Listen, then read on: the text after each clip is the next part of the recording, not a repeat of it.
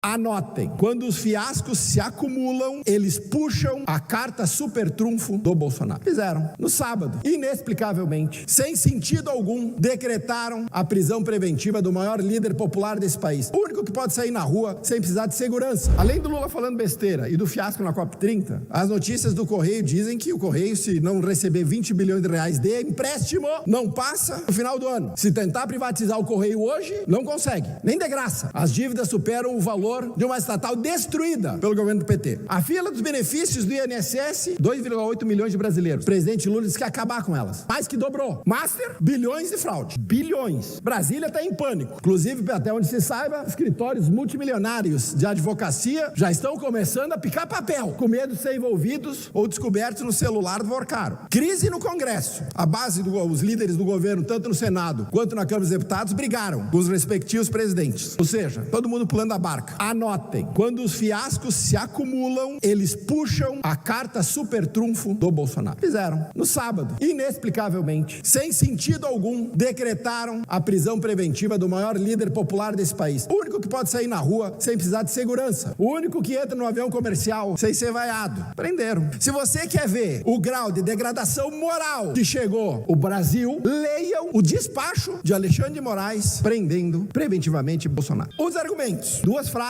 escritas exatamente assim. Chamou manifestações populares criminosas e reunião ilícita de apoiadores. Eu não sei, deputado, mas até onde eu saiba, o AI-5 foi revogado no Brasil. E o direito de reunião continua valendo. Mas o ministro Alexandre de Moraes, que é defendido pelo deputado Zé Nunes, lá do Hallen, pela bancada PT, acabou com o direito de reunião. Outro argumento. A embaixada americana que fica a 13 quilômetros. Qual é o problema? O Bolsonaro foi mandado pra cadeia, uma questão geográfica. No mesmo trecho, ele diz que já tinha sido descoberto o planejamento de fuga de Bolsonaro através do pedido de asilo político na Argentina. O ministro Alexandre de Moraes é um violador mundial dos direitos humanos, sancionado, eu sei, tu sabe, todo mundo sabe, violador de direitos humanos. O presidente Bolsonaro tem o direito de pedir asilo, segundo o artigo 14 da Declaração Universal dos Direitos Humanos. Pedir asilo é um direito humano, revogado pelo sancionado. Continua. Se referiu para prender Bolsonaro à fuga de Ramagem e da Zambelli, como se Bolsonaro tivesse alguma coisa a ver com o assunto. Ele piorou. Disse que a organização criminosa, que é como ele chama esse núcleo, que segundo ele, o presidente Bolsonaro era líder, naquela história fantasiosa que ele resolveu criar para justificar a perseguição política, ele articulou a fuga do Ramagem. Então ele me diga como isso aconteceu. Quem fez? Como foi a articulação? Ou o Ramagem simplesmente pegou um carro, atravessou pelas fronteiras brasileiras, que são uma peneira, por Roraima, pegou um avião e foi para os Estados Unidos. Agora não tem um problema. Mais um exilado político no Brasil, perseguido pelo regime. No final, para ser extremamente irônico, o ministro Alexandre falou que a democracia brasileira atingiu maturidade suficiente. Eu não sei de que democracia ele está falando. Deve ser a democracia da República da Coreia do Norte. Talvez seja a democracia do Irã, a democracia da Venezuela relativa ou a democracia de Cuba. Não é uma democracia liberal. Não é um lugar onde vale o império das leis. Porque se no Brasil o império das leis valesse, Alexandre de Moraes estaria fora da Suprema Corte e estaria respondendo pelos seus abusos contra os direitos humanos no Brasil. Mas nada, absolutamente nada, está normal na democracia inabalada que o presidente Lula, o PT e o STF estão levando o Brasil. Sabe que eu gosto de falar do papo da soberania. Daqui a pouco eles vão vir aqui falar que o presidente Lula defende a soberania. Engraçado que o deputado Zé Nunes não tem nenhum problema de achar que uma convenção quadro que tem outros 182 países, muitos deles que não são produtores de tabaco, podem dar pitaco sobre produção de tabaco. Porque se ela é inocente, então por que quem produz tabaco ou quem defende o tabaco não pode entrar? Não. Por que o deputado Zé Nunes não pode entrar? Porque ele é defensor do tabaco. Não é uma contradição? Se eu não vou falar mal do tabaco, eu não vou falar mal dos produtores do tabaco, se o meu objetivo não é diminuir a produção de tabaco via redução de demanda, por que carga d'água? As pessoas são impedidas. Fazendo um outro parênteses aqui, o Haddad deu uma entrevista dizendo que talvez ele saia do governo, talvez em dezembro, que ele entregou tudo o que o presidente Lula encomendou. Aí uma coisa que eu queria ver, porque até agora, só tragédia. Até agora, déficit público descontrolado, mais de 100 bi, maior taxa Selic dos últimos 15 anos, taxa de inflação fora da meta, quase 19 milhões de pessoas dependentes do Bolsa Família, primeiro país com mais de 50% da população inscrita no Cade Único. Hoje ele comemorou a primeira entrega do gás grátis para todo mundo lá. Mais um programa social. Trabalhador brasileiro que acorda de manhã às 7h30 da manhã, vai até às 5h30 da tarde, tem que pegar trânsito para ir, tem que pagar trânsito para voltar, deve se perguntar se ele não é trouxa de trabalhar e conquistar com o próprio suor, seu trabalho, o pão de cada dia. Ele não devia ficar em casa recebendo bolsa. Provavelmente isso foi encomendado pelo presidente Lula. O presidente Lula também deve ter encomendado o contingenciamento do seguro agrícola, que está penalizando os agricultores. Eu gostaria de ter metade